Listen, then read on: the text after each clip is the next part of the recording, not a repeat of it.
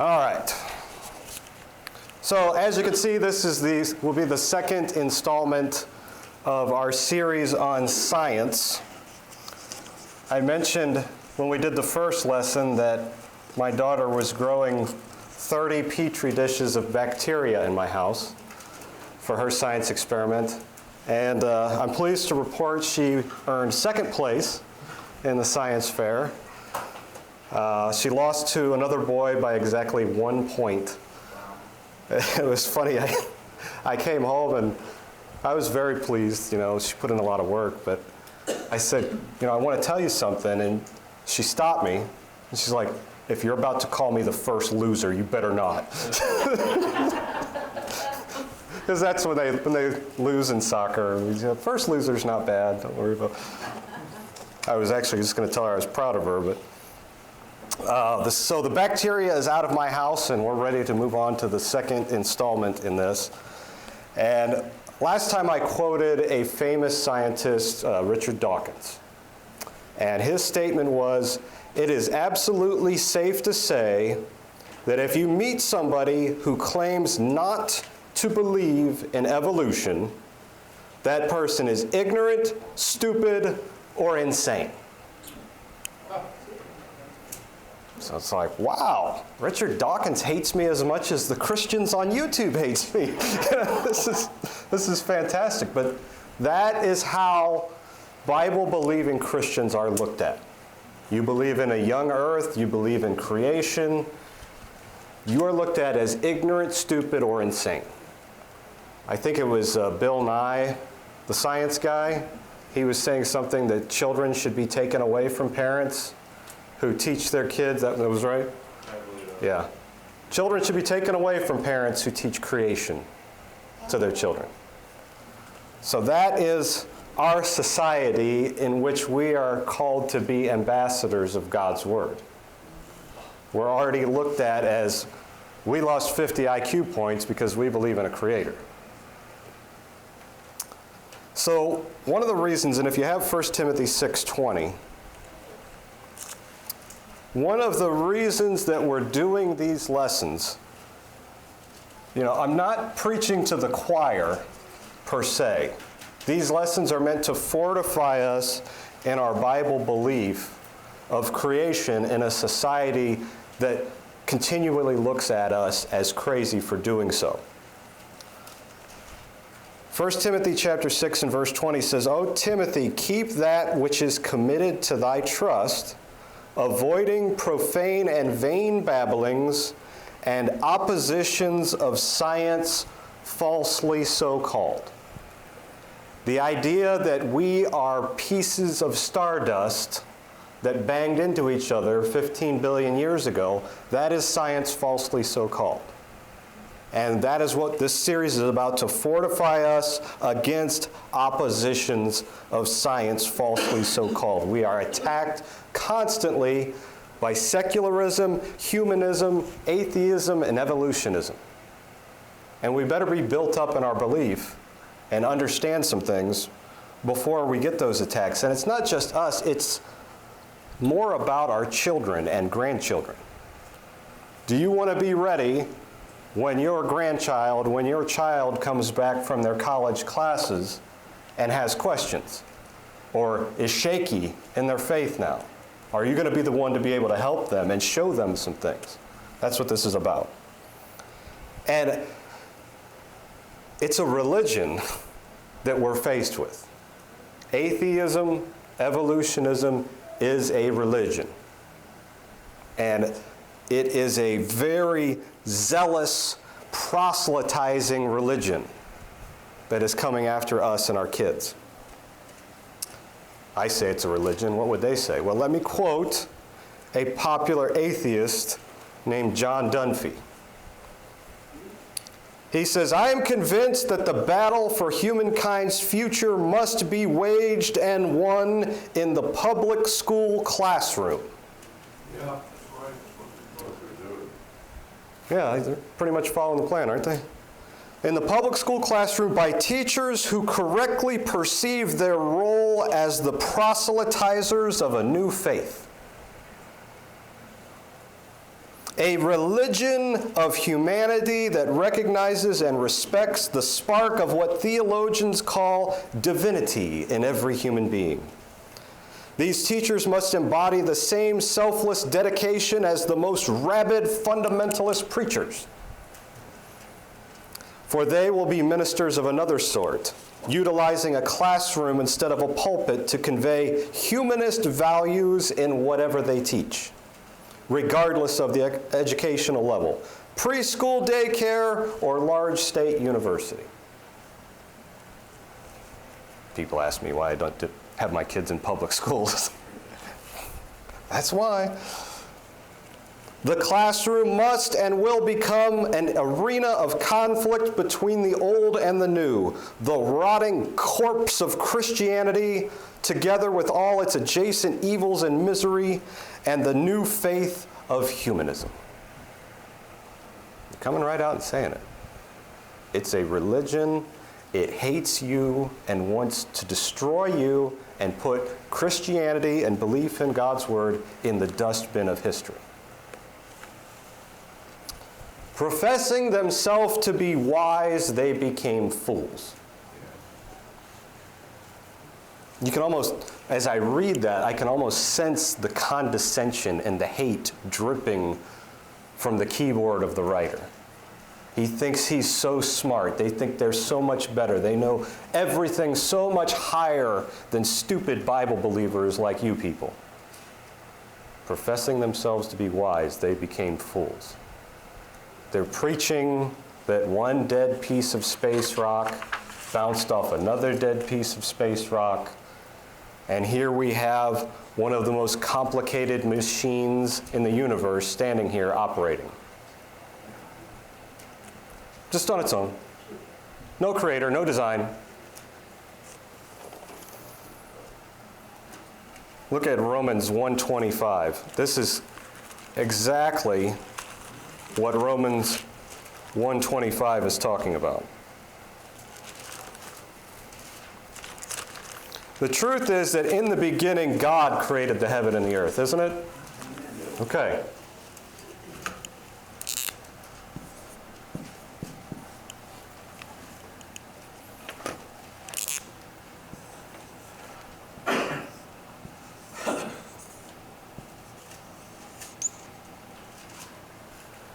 Romans 1:25, this is passage talking about the declension of humanity, but he says, who changed the truth of God into a lie and worshiped and served the creature more than the Creator, who is blessed forever. Amen. Isn't that exactly what I read in that quote from that atheist?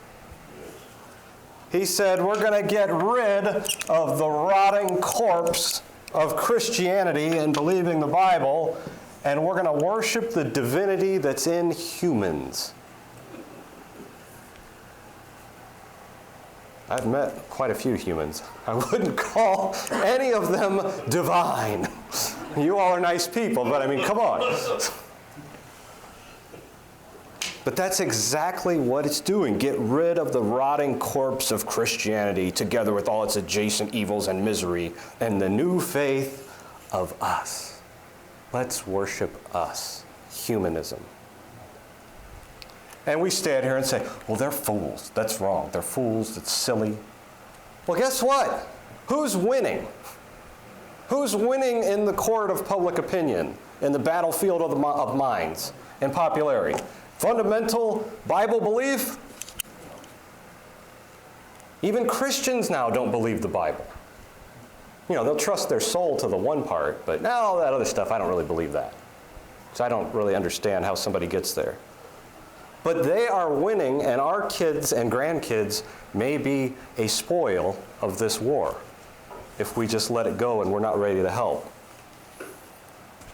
And I know I talked to you about last time, you spend 18 years raising this person, trying to mold them into a decent human being and a good Christian person, and they go off to college for one semester and come back, I'm an atheist now. What happened?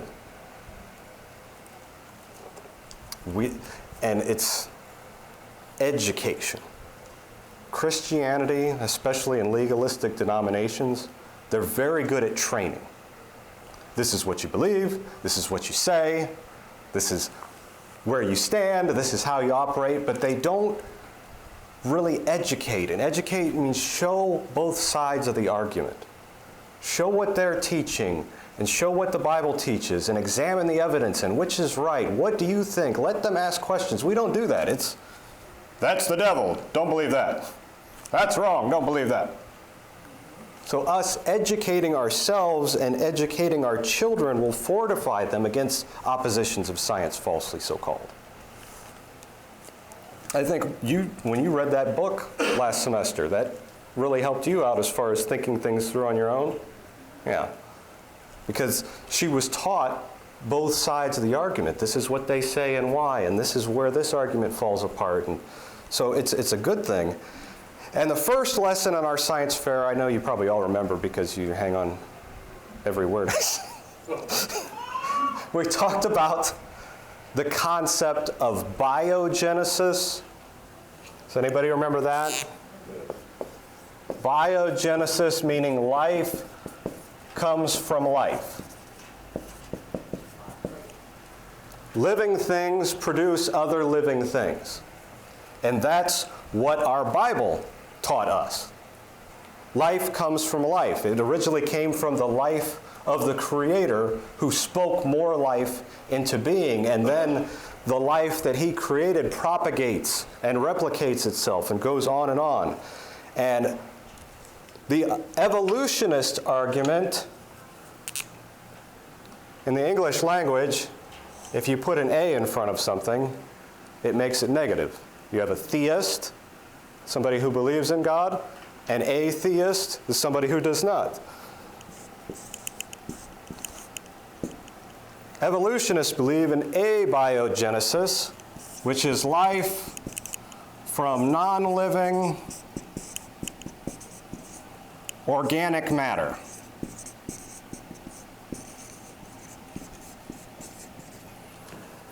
And in this corner, in the camp of biogenesis, we have God, His Word, and trillions of examples that we can look at. That's the scientific method, isn't it? Observe, measure, repeat. So we can observe, measure, and repeat trillions of examples of biogenesis, and that matches what we find in God's Word. Does anybody remember how many examples we have of this? In this corner, we have 0. Exactly 0 examples of abiogenesis, which is the foundation of the evolutionary argument. 0 measurable, observable, repeatable examples. And we're losing the argument. Doesn't seem to make sense, does it? John 1:3 says, "All things were made by Him, and without Him was not anything made that was made. In Him, Christ, was life, and the life was the light of men." Life from the original source of life. Now, what is happening is the zealots of the religion of evolutionism, they're being harmed by the progress in scientific discoveries. The more we find out about the environment, what we're made of, how systems work, the more they see how incredibly complicated even the most basic systems are. It's making it harder and harder for them to say, oh yeah, this just happened because stardust bounced off each other. There's just so much design. But it's a religion, so they're not going to give up their religion, are they? That's where they're getting their paycheck. They're not going to say, this is just, the odds of this happening by accident are just too great, I'm out. They're not doing that. They'd lose their place in their religion. So I found a study from the University of North Carolina And I want you to listen. We're intimidated, I think we are. Christians are intimidated by the scientific community. This is hard science. But I want you to listen to the amount of guesswork. As they say, we've found a new discovery. Just listen to what they say. Researchers say new findings could help answer questions about life's chemical origins. See, they don't think you have a designer. They think you're just a chemistry set. Chemicals got mixed together, and then there's people. A recipe for the perfect life-yielding primordial soup has eluded scientists for decades. What's another way to say that? We got nothing. We don't know. We can't figure it out. But they've decided what happened because they got rid of God. So now they've got to try to figure out what happened. I mean, what are we playing Where's Waldo here? The recipe has eluded us for decades. But a team of biochemists say they now have a key ingredient. One ingredient. Charles Carter and Richard Wolfenden, both of the University of North Carolina, have uncovered new evidence of abiogenesis, the process by which life arises from non-living chemical matter. You see how they state it as fact? They've got nothing. They have no idea how to figure it out, but they're saying, yep, that process works, it happens. Or at least it happened 15 billion years ago. Their study published Thursday in the Journal of Biological Chemistry suggests a single ancient gene. They don't even have the gene. They're adding guesses on top of their guesses. A single ancient gene may have used each of its opposite DNA strands to code for different chemical catalysts. Maybe, on top of maybe, on top of guess, on top of could be, on top of we think, possibly, coulda, have. But it's fact. Settled science. Have you seen an image of DNA? It's beautiful. It is so perfect in its construction and design and complexity. And they're saying, oh yeah, we just poured some stuff in the beaker and shake it up and DNA popped out. It's silly. The closing quote, I know we all type LOL in our phones for text. I literally LOL'd. The last Carter's quote, we devised a way to show experimentally that the two families are related to each other despite all evidence of the contrary. All the evidence says they're not related, but we made up an experiment that made it kind of possible. You are. You're the idiot, right? I'm the idiot. They've already, and that's, think about, I said it's a religion, the atheism and evolutionism. Think about what they've decided already before they come to the table and examine any evidence. They've decided God doesn't exist, despite all evidence to the contrary. You look at a building, you look at a car, you look at a pulpit, you look at the pew, and you say, that was designed by somebody. That didn't just fall off a tree like that, did it, that pew? When we look at the amazing complexity and ecosystems and the order and the design in everything we see, there's got to be a designer for that. There's got to be a creator. But evolution decided, nope, despite all evidence to the contrary, no God. They've decided, despite all evidence to the contrary, life comes from piles of not living stuff. How many examples can you cite? 0, but we believe it. They've decided, despite all evidence to the contrary, that the building blocks of life form together on their own. And it's almost like all you got to do is get the right mix of the primordial ooze 15 billion years ago And voila!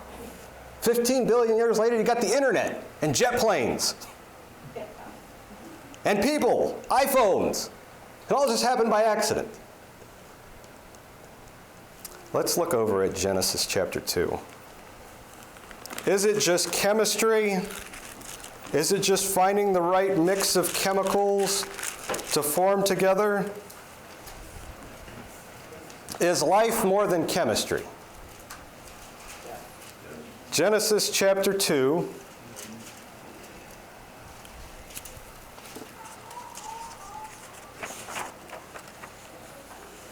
In verse 7.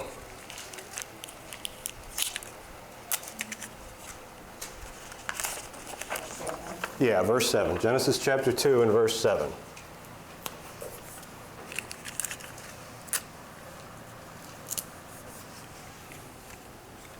And the Lord God formed man of the dust of the ground.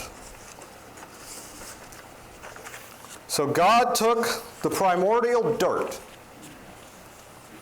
He put all the chemical compounds in the exact order that they needed to be. He placed all the molecules and the chemicals and the cells and the genes. And he made this magnificent proof of God's amazing creativity. He created a man.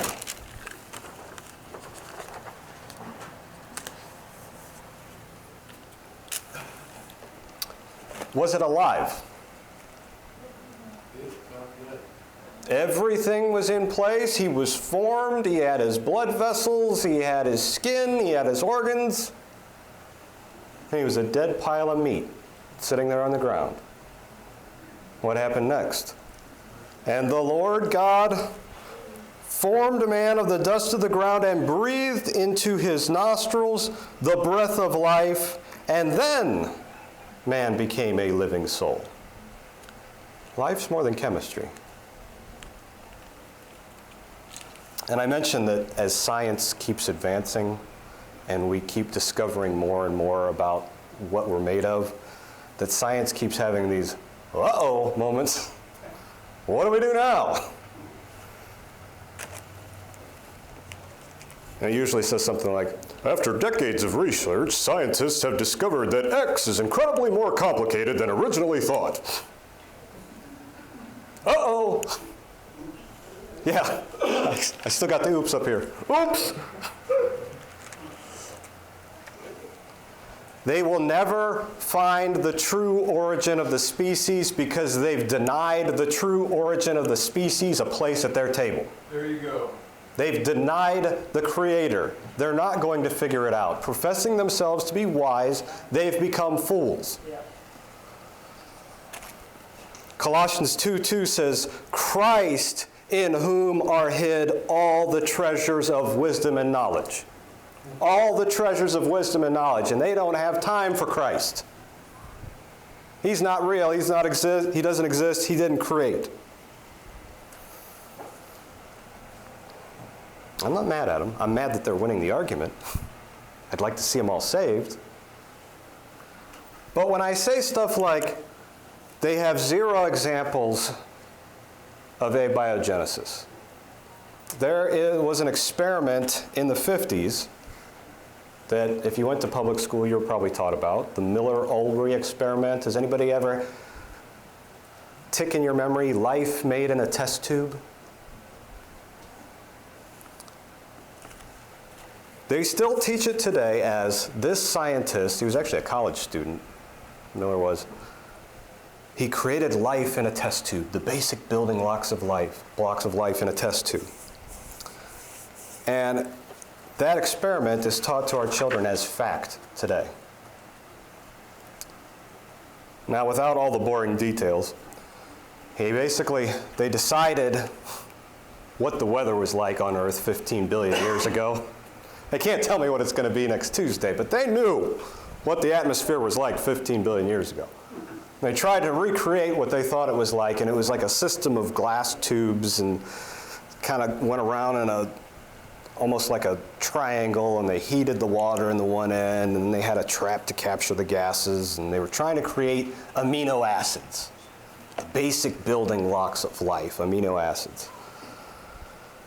And they put all their chemicals in jars and tubes, and they turn the heat on, and, oh yeah, lightning, don't forget lightning. They were zapping it with 60,000 volts of electricity. And what do you know? After they ran their experiment for a few weeks, boom, a frog jumps out of, no, frog, that did not happen. But they did discover some of the 30 amino acids that are found in the basic building blocks of life. Some. So we got a little part of one thing, and that's proof that the Earth had this soup, and all these amino acids just ran into each other, and voila, we have a cell, a self-replicating piece of life. And it was preached, proof of abiogenesis. We found the proof of life from non-living organic matter. Well, not so fast. Turns out, this guy really wanted his experiment to work. And he set the experiment up, he rigged it to make it work. Somebody gives you a grant to do a study and they want you to prove X, you're going to take their money, and what are you going to do? You're going to jolly well prove X. You want the money the next time. So, in his experiment, he zapped it with ultraviolet radiation too. But what Miller did was he used only one select wavelength of UV light. And he screened out all the other wavelengths of light, where only this one wavelength would hit his concoction. Why did he do that? Because the other wavelengths of UV light destroy amino acids. He couldn't have that. Yet, what's the problem?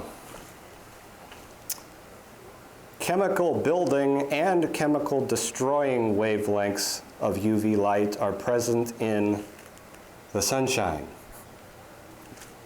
So he's taking away, he's saying only this tiny wavelength of the sun was able to penetrate into this, and that's how life was created. Amino acids are actually very delicate and readily break down under natural sunlight.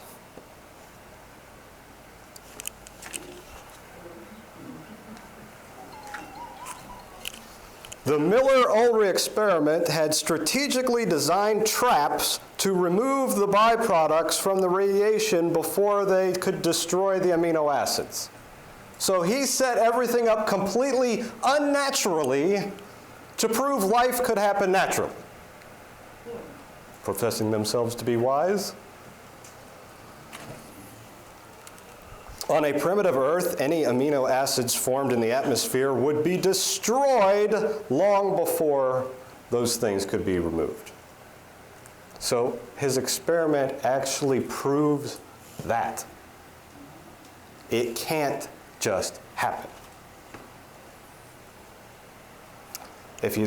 I know some of the science talk can make people's eyes gloss over. Think about it this way.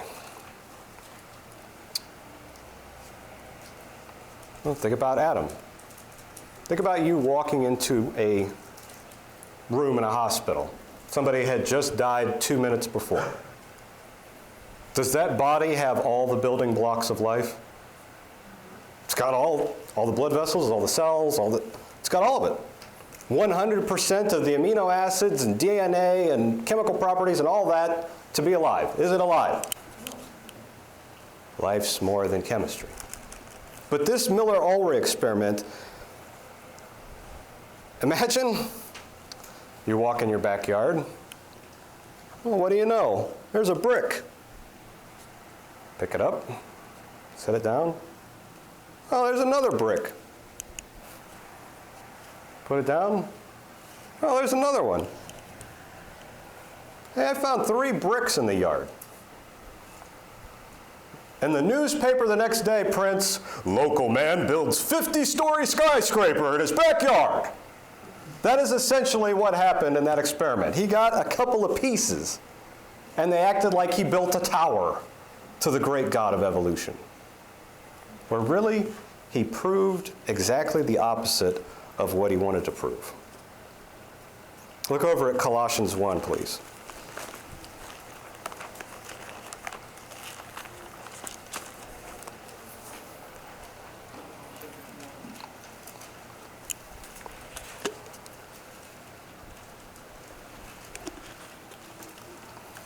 Colossians 1 and verse 16.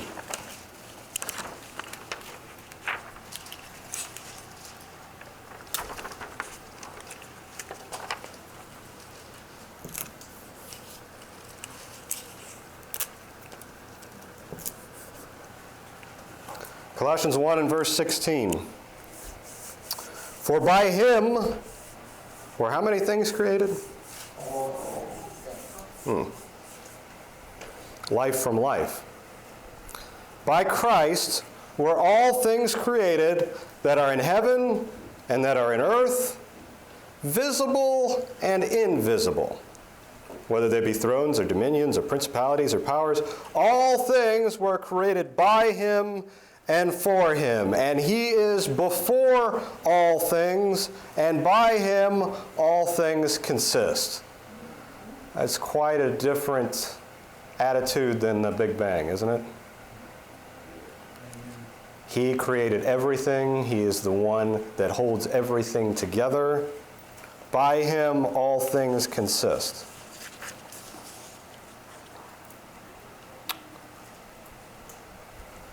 All things were created by Christ. All living things come from other living things. No living things come from dead things. But look at the verse closely. Verse 16. You have things created in heaven, in earth, visible and invisible. Now, one reason something could be invisible to you or I is location. Right now, I can't see my living room at home right now because I'm not there. It's invisible to me. I can't see the third heaven right now. There's thrones and dominions and there's principalities and powers up there. I can't see them. They're invisible, but they were created by God, weren't they? That's what the verse says. Other things are not invisible by location, but they're invisible because of size. Anybody ever have a good look at an atom? Atom, A-T-O-M? No. There's a famous picture of a guy who photographed a single atom in his experiment. And if you read closely, he also shined a laser beam right through it to make it go and light up to where you could see it, and it looks way bigger than it actually is. But some things are invisible because of size. Some things are invisible to you because your naked eye cannot see them. Here's one. That looks, I know some of you may not be able to see it that well, but that you're seeing a body, some hair things off, legs, looks like he's got 6 legs and some kind of a mouth thing. That's a dust mite. Invisible to your naked eye. It was created, wasn't it? It looks very well designed for whatever it does. It's invisible to you, though. All things were created by him. What about this guy? Looks like some kind of a little snaky thing. That's a nematode. It's invisible to your naked eye. It exists. It's real. It reproduces. It's life. It was created by Christ. Just because you can't see it doesn't mean it doesn't exist. All things were created by him and for him. You know another thing that was created by Christ that you can't see? That is a cell. The basic building block of life. Cell. Now, I know you all can't see this very well, but you can see it's not just a glob of goo, is it? Seems like it's got a lot of moving parts in there. It's got the peroxisome and the cytoplasm and the plasma membrane and the mitochondria and the nucleus and the smooth endoplasmic reticulum. Don't forget that. It's got ribosome and rough endoplasmic reticulums and prokaryotic cell. It's got all this stuff in this basic building block of life. You and I have trillions of them in each of our bodies. Cells provide structure for the body. They take in nutrients from food. They convert those nutrients into energy and carry out specialized functions. Cells also contain the body's hereditary material and can make copies of themselves. That is the most basic thing in your body. Can do all that. That sounds a little more complicated than a chemistry set, doesn't it? Some goo ran into other goo. That sounds like the basic building block of life knows how to reproduce itself. Why does that matter?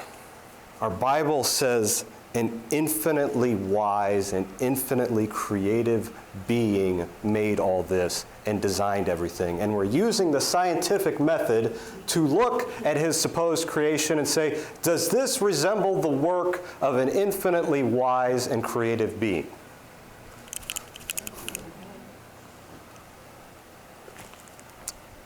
Charles Darwin, famed theologian, no, not me. Charles Darwin wrote in Origin of the Species. He said, if it could be demonstrated that any complex organ existed which could not possibly have been formed by numerous successive slight modifications, my theory would absolutely break down. Guess what this does? It breaks it down. The cell.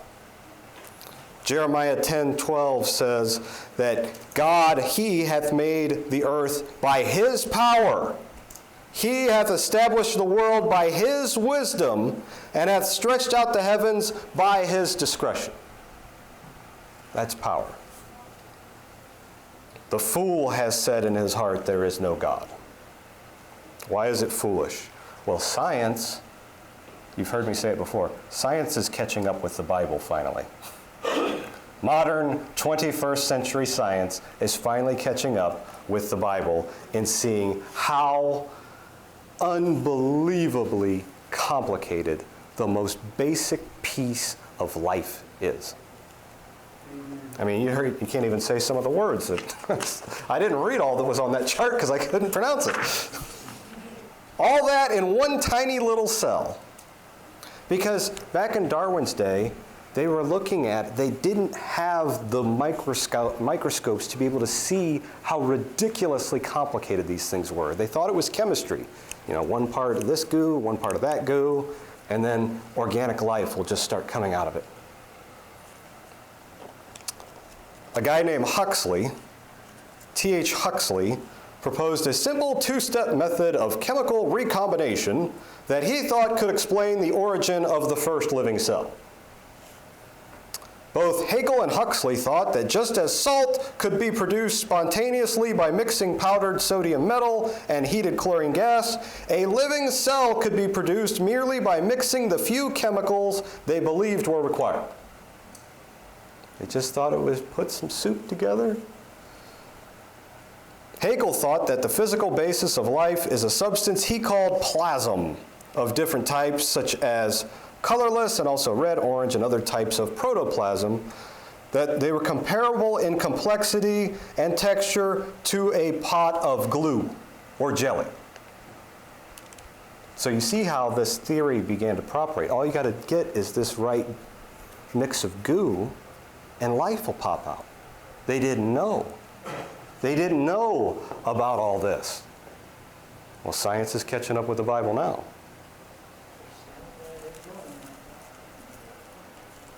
One part this, one part that, little shake, little stir. voila, a frog jumps out. No, that's not how it works. But do you see now how these men in the late 19th century, they elevated themselves? You know, we're done with this God thing. Now we've figured it out. You know, you have these ancient writings of these superstitious agrarian societies of the past, the ancients. We have science now. Oops. I love when the Lord is talking to Job at the end of Job. But he's basically saying, who do you think you are, Job? Where were you? Who's God and who's not? But in Job chapter 38, I would say that the Lord would answer Mr. Darwin and Mr. Huxley in their chemistry argument something along the lines of this. Then the Lord answered Darwin and Huxley out of the whirlwind and said, who is this that darkeneth counsel by words without knowledge? You think it's just a pile of jelly, thou fool. Gird up now thy loins like a man, for I will demand of thee, and answer thou me. Where wast thou when I laid the foundations of the earth? Declare, if thou hast understanding. You think you're so smart. You can't even understand the basic building block of the body you're standing in, and you're going to tell people, I didn't create this. After a century of research following these men, the eukaryote, or eukaryote, whatever it is, something protozoa, believed in Darwin's day to be as simple as a bowl of gelatin, are actually enormously complex. A living eukaryotic cell contains many hundreds of thousands of complex parts. We're talking about the most basic building block of life has thousands of complex pieces. Wrap your mind around that one. Only God. Right. Yes. In Christ are hid all the treasures of wisdom and knowledge. These parts, remember, hundreds of thousands of different complex parts, these parts must be assembled correctly to produce a living cell. So it's not about just having the pieces there. You've got to have all the pieces in the right place, doing what it needs to do. The most complex machine in the universe is what some of these scientists are now calling cells. The basic building block of life. A living cell contains thousands of complex enzymes. Each enzyme comes into being in response to a gene, a strand of DNA.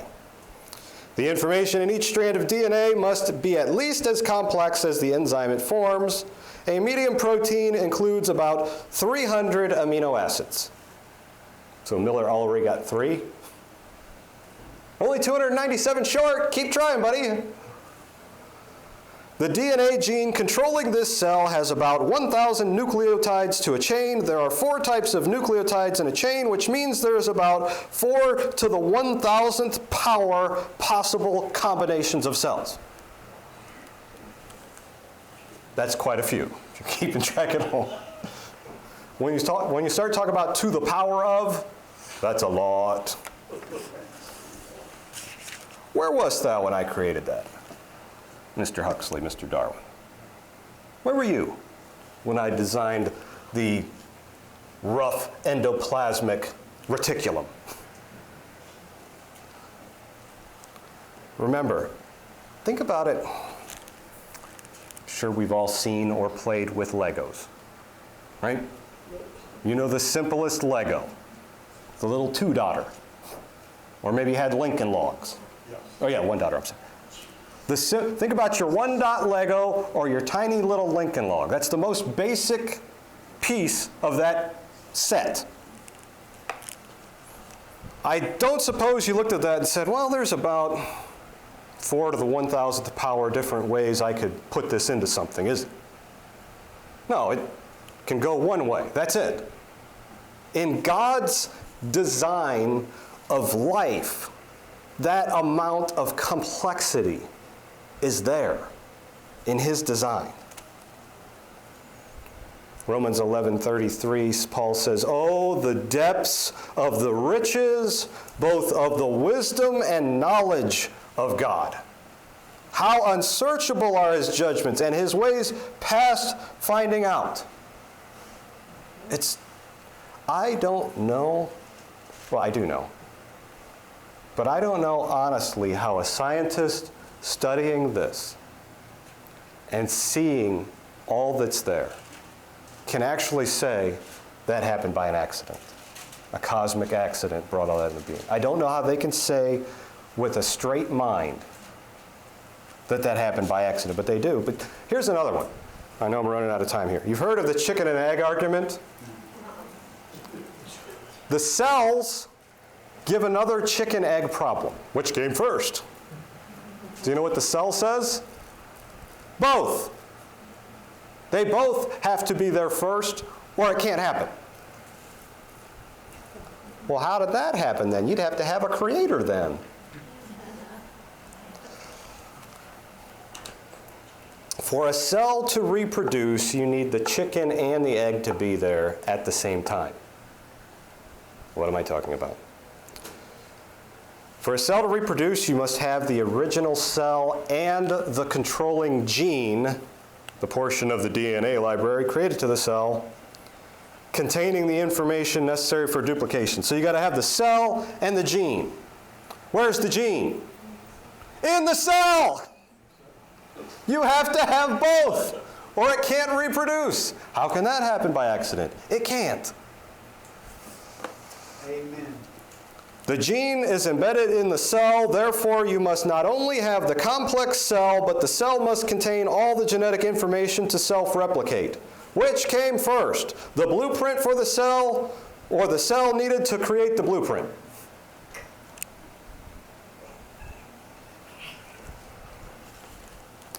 I think we need to start erasing some things and maybe get rid of this guy, huh?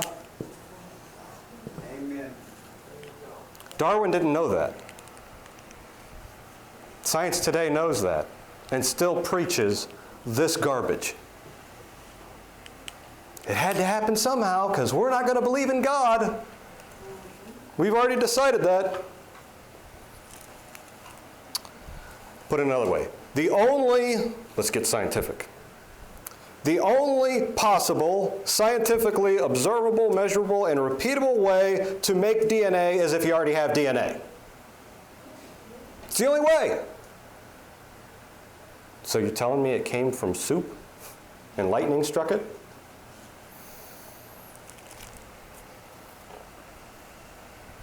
Mr. deGrasse Tyson, we are all literally stardust.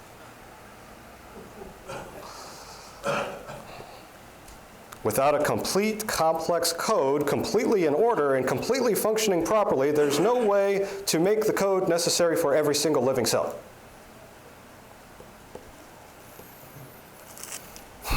Psalm 139 talks about God's knowledge. Such knowledge is too wonderful for me. It is high. Isn't that how you feel when you study this a little bit? I can't wrap my brain around that. I will praise thee, for I am fearfully and wonderfully made. Marvelous are thy works, and that my soul knoweth right well.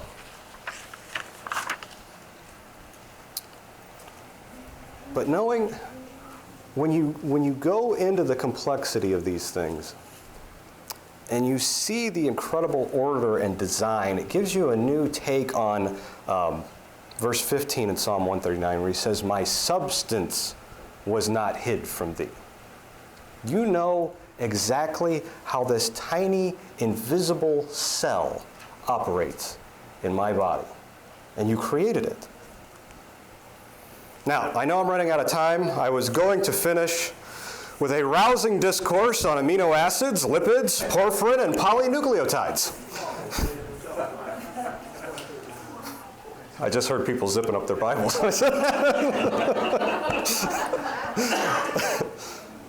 I realized I could not come up with a rousing discourse on polynucleotides. But we're talking about amino acids, and you need these amino acids to create cells and to create life. The long and the short of it is environmental conditions. Remember, they think it all happened naturally in the environment. So let's say I have this pile of amino acids that could form possibly in a certain environment. Okay? The problem is you also need this pile over here of amino acids that need to be formed in an environment that would kill all of those. All at the same time.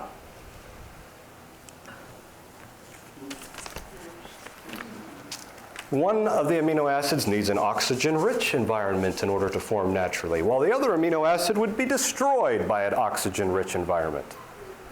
Well, how did they all come together into a working unit then? By accident. A fair-minded person would say there's absolutely no way this could have happened in a primordial soup. But the best way I could think of, and I was trying to think of a way to describe it, all these amino acids coming together in a unit. Imagine this is a cell, and you need all these parts come together. So you need a chicken. I'm using animals as reference here. Let's say we have an amino acid that's like a chicken, but you also need an amino acid that's like a chicken hawk. What happens when those two meet in the wild? One of them's lunch, right? But to have an operating living cell, we need the chicken and the chicken hawk here. Also, we need a cat and a mouse together here. What happens when they run into each other in the wild? One of them's lunch. And then, in order to make this amino acid work perfectly, we need a lion and a gazelle. One of them's lunch. We need an orca and a seal. All these things need to be present and function harmoniously, and it all happened naturally in the wild, and nobody became lunch, is what the evolutionary scientists say about a living cell. Imagine their amino acids. You got a cat amino acid and a mouse amino acid. The only place in the universe where all these amino acids can function together and not destroy each other is here. In this designed, ordered mechanism that God created.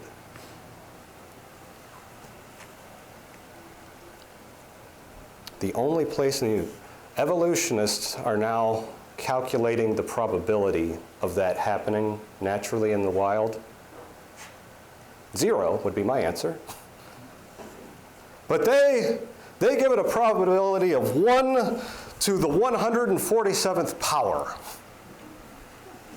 An evolutionist named Keosian said the idea of spontaneous assembly in natural conditions is not a believable possibility.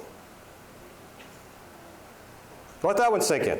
Evolutionist Keosian says the probability of that assembling itself is not a believable possibility. But he's an evolutionist. It's not believable, but I'll believe it and teach it. Science is catching up with the Bible. Isaiah 40:28, and I'll be done. Hast thou not known, hast thou not heard, that the everlasting God, the Lord, the creator of the ends of the earth, fainteth not, neither is weary. There is no searching of his understanding. We have an incredible creator. And the more science learns about his handiwork, we should be bolstered and built up in our faith in God's words and be able to withstand oppositions of science, falsely so called, because the more we learn about our creation, the more we realize how absurd it is to deny him, the glory due him. So that is all I have for today.